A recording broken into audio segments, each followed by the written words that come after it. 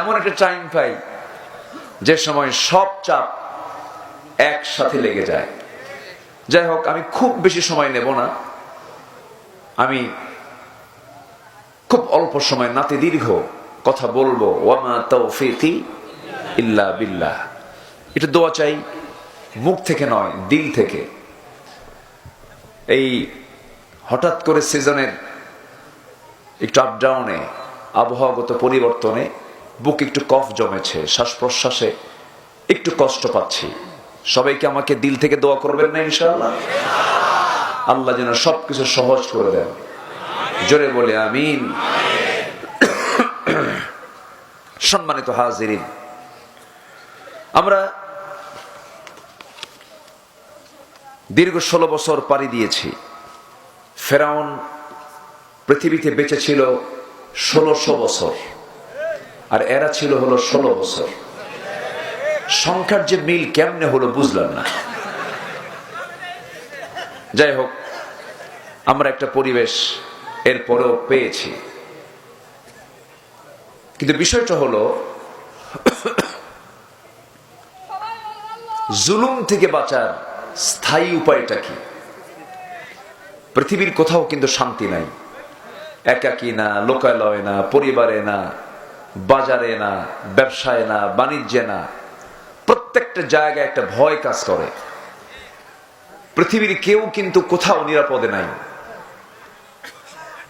Russia Ukraine লেগে আছে, ভারতের কোন না কোন প্রদেশে হরতাল লেগে আছে, কাশ্মীর একটা জ্বলন্ত অগ্নিকুণ্ড হয়ে আছে, ফিলিস্তিন তো কথাই নাই, বাচ্চাগুলো না খাওয়া। ওরা বলে আল্লাহ, শুনেছি গোটা পৃথিবীতে 180 কোটি মুসলমান, কই আমাদের জন্য তো কোনো খাবার জোগাড় দেয় না। আল্লাহ, তোমার আদালতে ওই সমস্ত মুসলমানদের বিরুদ্ধে মামলা দিলাম। আজকে পরিতাপের বিষয়, 800 কোটি জনগোষ্ঠীর 200 কোটি মুসলমান থাকার পরেও, 2 শতাধিক রাষ্ট্রের মধ্যে 56টি মুসলিম রাষ্ট্র থাকার পরেও,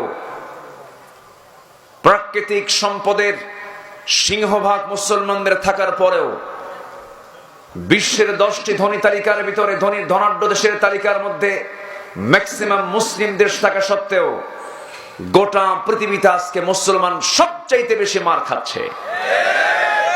কেন? কি জন্য? এর কারণটা কি? মূল কারণ হলো শান্তি থেকে, আলো থেকে আজকে মুসলিম জাতি অনেক দূরে চলে গেছে। শান্তি কি? বলেন, কি মানলে শান্তি? আলোটা কি? বলেন, আলোটা কি? কোরআন। এটা হচ্ছে আলো। আলো ছাড়া চলতে পারবেন না তো। কিন্তু এই আলোকে আমরা আলোকিত করার জন্য ধরতে পারিনি, শুধু ফন্দে ফিকির করি, আল্লাহকে ফাঁকি দেওয়ার চেষ্টা করি। না, কোন শর্ত দিয়ে ইসলাম মানা যাবে না। ইসলাম মানতে হবে ইসলামের মতো করে। কষ্ট পাচ্ছেন নাকি আপনারা? একটু মনোযোগ দিবেন। বাঁচবো কয়দিন? এই 16 বছর প্রত্যেকটা দিন বাড়ি থেকে বিদায় নিয়েছি, ফিরতে পারবো কিনা গ্যারান্টি নাই। কতবার যে আমাকে পুলিশ ধরে নিয়ে গেছে হিসাব নাই। সর্বশেষ 2018 সালে একবার নির্বাচনের আগ দিয়ে আমাকে ধরে নিয়ে চলে গেল, মামলা একখান ঠুকায় দিয়া জেলখানায় ঢুকায় দিল, কোনো কারণ নাই।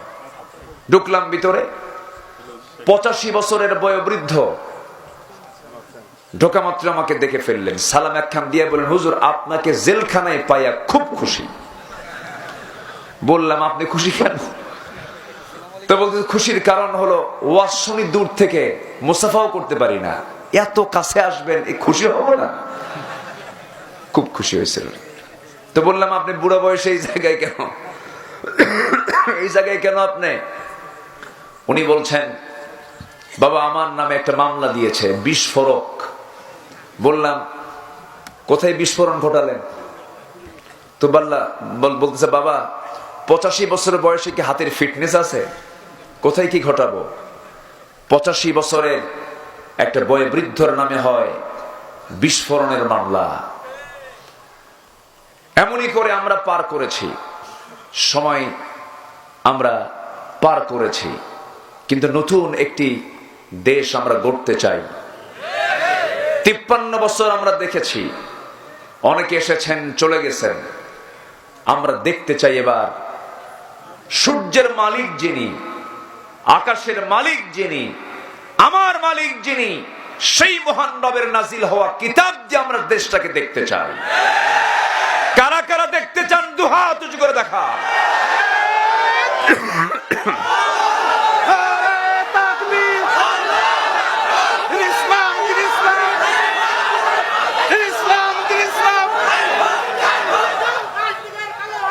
আল্লাহ কবুল করুন, জোরে বলে আমিন। কোরআন কারো না, কোরআন কার?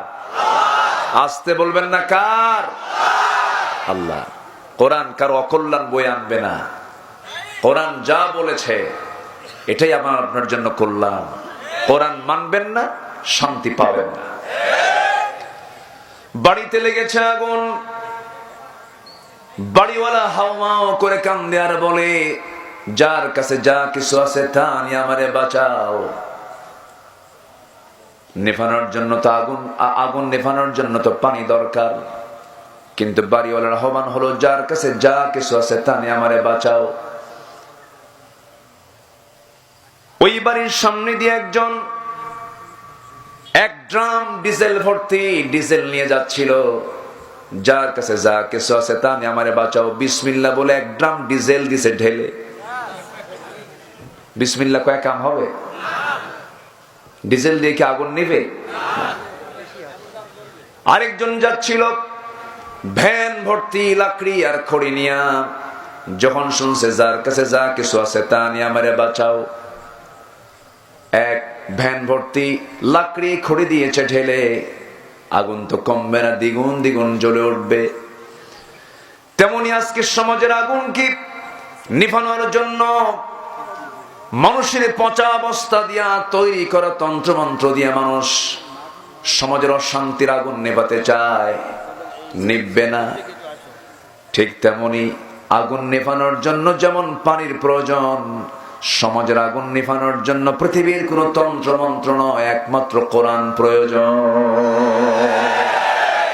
এটাই সমাধান, এছাড়া কোনো সমাধান নাই। আমার নবীজির সারা জীবনের কার্যক্রম এটাই ছিল। 40 বছর পর্যন্ত অনেক চেষ্টা করেছেন। 40 বছর তো কম সময় না। নবুয়ত পাওয়ার আগ পর্যন্ত হেল্পফুল ফুজুল গঠন করেছেন। সমাজের ঘুণ সরিয়ে দেওয়ার জন্য শত চেষ্টা করেছেন, ব্যর্থ হয়েছেন আমার নবী। আমার নবীর মতো মানুষ, যার মুখ থেকে অযাচিত অতিরিক্ত একটা কৌতুক মিশ্রিত মিথ্যা যার মুখ থেকে বের হয়নি, তিনিও পারেননি। কিন্তু 40 বছর যখন পার হওয়ার পর তার হাতে কি এলো? আসতে বলবেন না, কি হলো? 23 বছরে বিশ্বের বিপ্লব ঘটে গেল। ঠিক কিনা? কি দিয়া? কোরআন দিয়া। সেই কোরআন আজও আছে না নাই? নতুন কোরআন না আগের কোরআন? ওই একই কিতাব। আবার অনেকে বলে, এত আগের কিতাব দিয়ে কি আজকের সমাজ চলতে পারে? সূর্য কত আগের? আসতে কয়, সূর্য তো আরো আগের। কি সূর্যের আলো কি একটু ভিজা ভিজা মনে হয়? মনে হয় পুরাতন পুরাতন মনে হয়। যে আল্লাহ সূর্যের মালিক, সে আল্লাহ কোরআন নাজিলকারী। যেরকম সুবহানাল্লাহ। এটা আইন এবং প্রশাসনের চলন্ত বিশ্বকোষ। এটাকে শুধু ধর্মীয় কিতাব মনে করলে ভুল হবে। এটি একটি complete and balanced code of life. মানুষের জীবনের জন্য যা কিছু প্রয়োজন সব আয়োজন এর মধ্যে আছে না নাই? শুধু 350 আয়াত আছে ফিজিক্স কেমিস্ট্রির উপরে।